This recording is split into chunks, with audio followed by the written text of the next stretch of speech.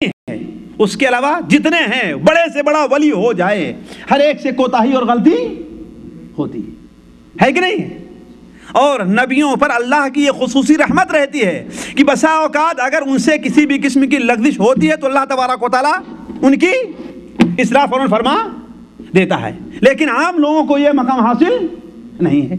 تو کسی کے بڑے ہونے کا یہ معنی نہیں کہ اس سے غلطی نہیں ہوتی، لیکن کسی سے غلطی ہونے کا یہ معنی نہیں ہے کہ ہم اس کی غلطیوں کو اچھالتے پھر اور حدیث مجلس بناتے پھر، خصوصاً صحابہ کرام رضوان اللہ علیہم اجمعین۔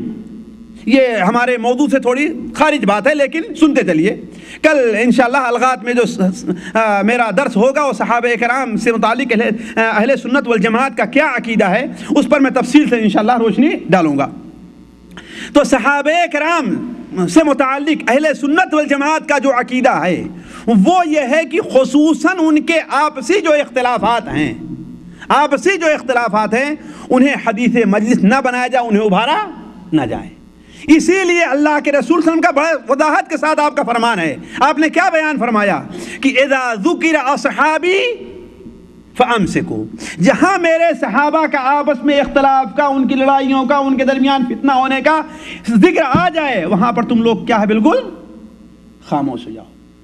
مجھے یاد ہے کہ امام غزالی رحمہ اللہ، امام نووی رحمہ اللہ، یہ لوگ بڑی صراحت کے ساتھ بیان کرتے ہیں کہ خطبہ کو واعظین حضرات کے لیے یہ جائز نہیں ہے کہ عام لوگوں کے سامنے حضرت حسین رضی اللہ تعالی عنہ کے قتل کے واقعات بیان کیے جائیں۔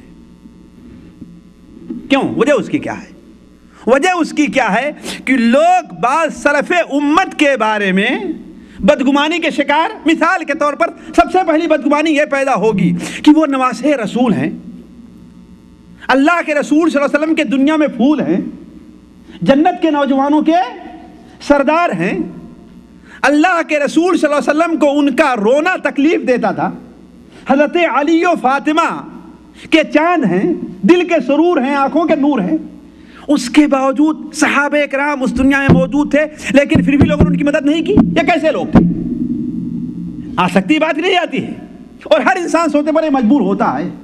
اسی لیے علماء نے کہا ہے کہ ان کے شہادت کا جو واقعہ پیش آیا ہے عوام کے سامنے اسے بیان نہ کیا جائے۔ اسی لیے واللہ آپ تاریخ کی جو پڑھے لکھے لوگ ہیں، تاریخ کی کتابیں اٹھا کر کے دیکھ لیں، چاہے سنیوں کی لکھی ہوئی کتابیں ہیں یا شیعوں کی کتابیں ہیں، اس میں آپ دیکھیں گے شیعوں کے علاوہ سنیوں کی روایتیں آپ کو شاید ہی کہیں مل جائیں۔ کیوں؟ اس لیے کہ وہ لوگ اس موضوع کو اٹھانا، کیوں؟ اس لیے کہ اس کے خطرناک نتائج، اس کے برے نتائج ان کے سامنے موجود تھے۔ تو عرض کرنے کے حضرت حسین رضی اللہ تعالی عنہ اپنے بھائی کے اس عمل پر راضی نہیں تھے، لیکن بھائی کے احترام میں وہ خاموش رہ گئے۔ جب حضرت معاویہ رضی اللہ تعالی عنہ نے اپنے آخری دور خلافت میں صحابہ کرام کے مشورے سے اور بڑے بڑے تابعین کے مشورے سے یزید کو اپنا ولی عہد بنانا چاہا، اور حضرت معاویہ رضی اللہ عنہ کی جو اصل رائے تھی وہ یہ تھی کہ مسلمانوں کا خون بہت بہہ چکا ہے، اب اگر بغیر کسی کو خلیفہ مقرر کیے ہوئے چھوڑا جاتا ہے امت کو تو خون اور بہے گا۔ اور اس وقت سب سے بڑی طاقت جو مانی جاتی تھی وہ شام کے لوگوں کی طاقت تھی۔ اس کا اندازہ اگر کچھ لوگ تاریخ پڑھے ہوئے ہیں تو اندازہ لگا سکتے ہیں کہ حضرت معاویہ رضی کے انتقال اور یزید کے انتقال کے بعد کتنے فتنے کھڑے ہوئے ہیں، لیکن جیت کس کا ہوئی ہے؟ جی شامیوں کی نا، مروان اور عبد الملک ابن مروان ہی کے لشکر جو شامیوں تھا انہی کو ہوئی نا۔ حالانکہ کتنے فتنے اٹھے عراق کے اندر، حسین ابن نمیر کا فتنہ ہے کہ نہیں، اہل مدینہ اور اہل مکہ، حتیٰ کہ عالم اسلامی کے زیادہ تر لوگوں نے حضرت عبداللہ بن زبیر کی یہاں پر بیعت کر لی تھی، لیکن پھر بھی جیت کس کو ہوئی؟ جی اہل شام کو۔ تو سب سے مضبوط طاقت اس وقت فوج اہل شام کی مانی جاتی تھی، اور وہ لوگ بنو امیہ میں سے کسی دوسرے کی امامت پر جلدی راضی ہونے والے نہیں تھے۔ اس لیے اسی مصلحت کے پیش نظر حضرت معاویہ رضی اللہ تعالیٰ عنہ نے اپنے بیٹے کو خلیفہ نامزد کیا، جس کی مخالفت حضرت عبداللہ ابن زبیر نے کی، حضرت شروع میں عبداللہ ابن عمر نے بھی کی، حضرت حسین رضی اللہ عنہ بھی کی، حضرت عبد الرحمن بن نبی بکر نے بھی کی، یعنی اس طریقے سے بہت سے لوگوں نے اس کی مخالفت کی، ان کی مخالفت کی، لیکن عام طور پر لوگوں نے جب مان لیا تو جب ان کے حضرت معاویہ کی وفات کا معاملہ آیا اور یزید کے ہاتھ پر بیعت ہونے لگی تو یزید نے مدینہ کا جو حاکم تھا ولید ابن عقبہ ابن ابی معیط، اس سے کہا کہ خصوصی طور پر ان لوگوں سے بیعت لے لو۔ کن سے؟ عبداللہ ابن عمر سے، عبداللہ ابن زبیر سے، حضرت حسین رضی اللہ عنہ سے، اور اس قسم کے لوگوں سے۔ تو ان لوگوں نے سے جب کہا گیا مہلت مانگی، اور مہلت مانگ کر کے چپکے سے نکل کر کہاں چلے گئے؟ مکہ مکرمہ چلے گئے۔ علی کل حال تو کہنے کا مطلب کہ اصل میں یہ وجہ ہے اختلاف حضرت حسین رضی اللہ عنہ کی اور حضرت یزید کی، ورنہ یہ بات آپ لوگ دیکھ لیں کہ یزید میں اور حضرت حسین میں کوئی مقابلہ نہیں ہے۔ وہ مقابلہ جو زمین اور آسمان کا، یہ بھی مقابلہ نہیں ہے، بلکہ اگر یہ کہا جائے کہ ہماری چھری جو ہے، ہماری چھری فلاں کی تلوار سے تیز نہیں ہے، تو تلوار کی کیا ہے؟ یہ بے حرمتی ہے کہ نہیں حرمتی؟ کہ تلوار اور چھری اس کا مقابلہ کہاں کر سکتی؟ تو حضرت حسین رضی اللہ تعالیٰ عنہ جو اللہ کے رسول صلی اللہ علیہ وسلم کے محبوب، بلکہ آپ کی خصوصی دعا یہ تھی کہ اے اللہ تعالیٰ جو ان سے محبت کرے اس سے تو بھی محبت کر، اور جو ان سے دشمنی کرے اس سے تو بھی دشمنی کر۔ اس کے بعد بھلا بتائیے حضرت حسین رضی اللہ عنہ کے مقابلے میں یزید کہاں سے آ سکتا ہے؟ کوئی مقابلہ ہے؟ کوئی مقابلہ نہیں ہے۔ تو دونوں کا مقابلہ اس ناحیے سے نہیں ہے کہ ہم دونوں کا مقابلہ کر رہے ہیں، بلکہ یہ ہے کہ حضرت حسین رضی اللہ عنہ کو یہ اختلاف تھا۔ لیکن اس سے پہلے میں یہ بھی آپ سے عرض کر دوں کہ حضرت علی رضی اللہ تعالی عنہ نے کوفہ کو اپنا مقام خلافت بنایا تھا، اور اہل کوفہ والے تھے یہ کون؟ اہل کوفہ کے بارے میں میں تفصیل میں نہ جا کر کے ایک بات اور واضح کر دوں کہ جتنے فتنے اٹھے ہیں امت مسلمہ کے اندر وہ سارے کے سارے کوفہ سے اٹھے، اور کوفہ ہی کے اندر شیعوں اور رافضیوں بدبختوں کی جماعت موجود تھی۔ اسی لیے بعض علماء کہتے ہیں حضرت علی رضی اللہ تعالیٰ عنہ نے کوفہ کو اپنا مرکز ہی بنایا تھا کہ بغیر ان کے سر پر چڑھے ہوئے ہے کہ نہیں ان کے اوپر حکومت کرنا کیا ہے؟ مشکل ہے۔ حالانکہ آخر میں حضرت علی رضی اللہ عنہ نے کیا کہا؟ اے اللہ تبارک و تعالی، میں ان سے نفرت کرنے لگا، یہ ہم سے نفرت کرنے لگے، اے اللہ میں ان سے اکتا گیا، یہ ہم سے اکتا گئے، اے اللہ تعالی ہمیں ان لوگوں سے جدا کر دے، ہمیں ان لوگوں سے جدا کر دے۔ تو ان کے اندر وفا نام کی کوئی چیز نہیں۔ ذرا سوچیں کہ حضرت علی رضی اللہ تعالیٰ عنہ، حضرت حسن رضی اللہ عنہ، دونوں کو رسوا کرنے والے کون ہیں؟ اہل کوفہ ہی کے لوگ ہیں۔ یہ لوگ شہرت کے طالب تھے اور مال کے طالب تھے، لیکن مرد میدان نہیں تھے، مرد میدان نہیں تھے۔ جنگ میں کمزوروں کے اوپر بڑے طاقتور بن جایا کرتے تھے۔ اسی لیے ایک شیعی مورخ المسعودی اپنی کتاب مروج الذہب میں لکھتا ہے کہ حضرت حسین رضی اللہ تعالیٰ کو شہید کرنے والی جو فوج تھی اس میں ایک بھی شامی موجود نہیں تھا، اس میں ایک بھی شامی، سارے کون تھے وہ؟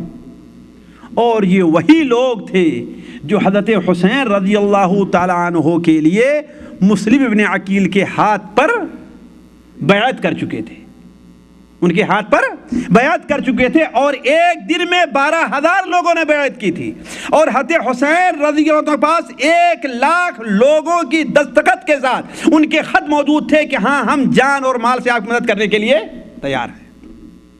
تو یہ لوگ کس چیز کے عادی تھے؟ انہیں دو چیز چاہیے تھی، ایک تو شہرت چاہیے تھی، اور دوسرے میں اس کی ایک مثال دیتا ہوں۔ مثال کے طور پر حضرت حسین رضی اللہ عنہ نے جب کوفہ پہنچ گئے اور دیکھا کہ ہمارے سامنے وہ لوگ کھڑے ہیں جنہوں نے کل ہمیں خط لکھ کر کے بھیجا تھا، تو انہوں نے خطبہ دیا، اس کے اندر بیان فرمایا کہ اے اللہ، ہر مصیبت میں مجھے میرا تجھی پر اعتماد ہے، ہر مشکل میں تجھی سے امید ہے، جو کچھ مجھ پر مصیبت آ پڑی ہے اس بارے میں تو ہی میرا سہارا ہے، ہر نعمت کا مالک تو ہی ہے، ہر بلائی تیری طرف سے ہے، اے عمر ابن سعد جو لشکر کے کمانڈر تھے، اور ان کے لشکر کو مخاطب کر کے فرمایا کہ تم لوگ جلدی نہ کرو، اللہ کی قسم تمہارے پاس اس وقت میں آیا ہوں جب تمہارے سرکردہ لوگوں نے لکھا کہ سنت مٹ رہی ہے، نفاق سر اٹھا رہا ہے، حدود شرعیہ معطل ہو چکی ہیں، آپ آئیے، ممکن ہے اللہ تبارک و تعالیٰ آپ کے ذریعے امت کی اصلاح کر دے،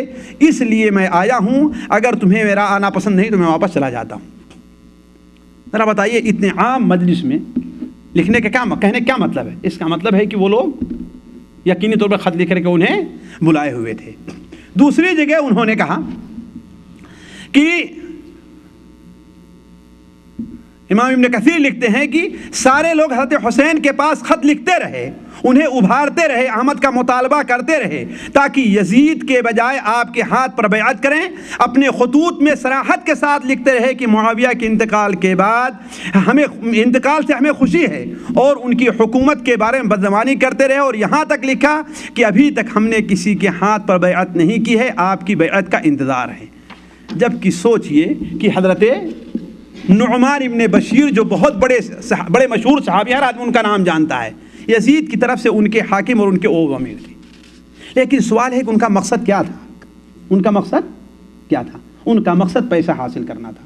میں اس تفصیل میں نہیں جانا چاہتا، حالانکہ میرے پاس کئی ایک مثال موجود ہیں، لیکن صرف میں جو ہے دو مثال دے کر کے دیتا ہوں۔ پہلی مثال یہ ہے کہ حضرت حسین رضی اللہ تعالیٰ عنہ جب عبیداللہ ابن زیاد کے فوج کے مقابل میں کھڑے ہو گئے، جبکہ دونوں فوجوں کا کیا مقابلہ تھا، اس طرف کہا جاتا ہے، شیعوں ہی کی روایتیں ہیں کہ 4000 کی فوج تھی، اور اس طرف جو ہے بہت جگہ کہا گیا 150 یا 300 آدمی موجود تھے، 300 آدمی موجود تھے۔ ظاہر بات 4000 اور 300 کو کوئی مقابلہ نہیں ہے، اور میں سمجھتا ہوں کہ اس میں بھی شیعوں کی کیا ہے، مبالغہ آمیزی ہے، اس لیے کہ یہ ساری روایتیں بیان کرنے والے یا تو نصر بن مزاحم ہے، یا لوط بن یحییٰ ابو مخنف جسے میں ابو مخنف کہتا ہوں وہ ہے کہ نہیں ہے، یہ سارے کے سارے کیا ہیں؟ سارے کے سارے پکے شیعی اور رافضی ہیں۔ تمام علماء اہل سنت والجماعت اس پر متفق ہیں کہ کذاب اور جھوٹے ہیں سارے کے سارے۔ یہ ساری تفصیل وہی نقل کرنے والے ہیں۔ وہ بیان کرتے ہیں کہ ان میں سے 2 آدمی بھاگ کر کے حضرت حسین رضی اللہ عنہ جا کر کے مل گئے، تو ان میں سے ایک سے حضرت حسین رضی اللہ عنہ نے پوچھا کہ جس کا نام عبداللہ مجمع ابن عبداللہ العامری تھا، انہوں نے پوچھا کہ اہل کوفہ کے بارے میں کیا کہتے ہو تم؟ کہا کہ دیکھو اہل کوفہ کے جتنے سرکردہ لوگ ہیں انہوں نے اپنی جھولیاں بھر لی ہیں۔ کیا جواب دیا؟ کہ جتنے سرکردہ لوگ ہیں انہوں نے اپنی جھولیاں بھر لی ہیں، انہیں خوب رشوت دی گئی ہے، اور جو عام لوگ ہیں ان کا دل تو آپ کے ساتھ ہے، لیکن کل ان میں سے ہر ایک کی تلوار آپ کے لیے تیار رہے گی، آپ کے لیے نہیں بلکہ آپ کے خلاف ہر ایک کی تلوار رہے گی۔ اور سب سے بڑا تعجب مجھے جس واقعے پر ہوا، جسے امام محمد ابن سعد الزہری اپنی کتاب طبقات ابن سعد میں نقل کرتے ہیں، طبقات ابن سعد میں نقل کرتے ہیں کہ علی ابن حسین ابن علی زین العابدین، جن کی عمر تقریباً 13-14 سال تھی، اور یہ وہ اکیلے نوجوان تھے جو محفوظ رہ گئے تھے قتل ہونے سے، کہاں؟ کربلا کے میدان میں، اس لیے کہ وہ کیا تھے؟ بیمار تھے، اس لیے کہ وہ بیمار تھے۔ وہ بیان کرتے ہیں کہ جب قافلہ لوٹا گیا اور سارے لوگ جو ہے ادھر ادھر بکھر گئے، تو مجھے ایک کوفہ کے ایک شخص نے مجھے اپنے یہاں چھپا لیا اور کہا کہ میری بڑی عزت کرتا تھا، میری بڑی خدمت کرتا تھا، گھر میں آئے تو روتا ہوا آئے میرے اوپر، گھر سے جائے تو روتا ہوا جائے۔ تو ہم نے اپنے دل میں سوچا کہ اگر کسی آدمی سے کسی خیر اور بھلائی کی امید ہو سکتی ہے تو اسی سے ہو سکتی ہے۔ یہ طبقات ابن سعد کے اندر موجود ہے، میں اس کے صفحہ نمبر بھی آپ کو دے سکتا ہوں۔ کہا کہ اگر کسی سے کوئی خیر اور بھلائی ہو سکتی ہے تو اسی سے ہو سکتی ہے۔ کہا مجھے بڑی امید ہوئی کم سے کم اب میری جان محفوظ رہ جائے گی، بچ جائے گی۔ کہا اتنے میں دروازے پر اعلان ہوتا ہے عبیداللہ ابن زیاد کی طرف سے کہ علی ابن حسین ابن علی جس کے پاس ہوں یا جنہیں مل جائیں وہ لا کر کے انہیں حاضر کرے، انہیں 300 درہم دیا جائے گا اسے۔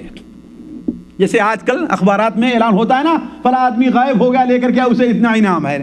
اسی طریقے سے عبیداللہ ابن زیاد بدبخت نے کیا اعلان کیا کہ جو علی ابن حسین ابن علی کو لے کر کے آئے اسے کتنا ملے گا؟ 300 درہم۔ کہا وہی شخص جو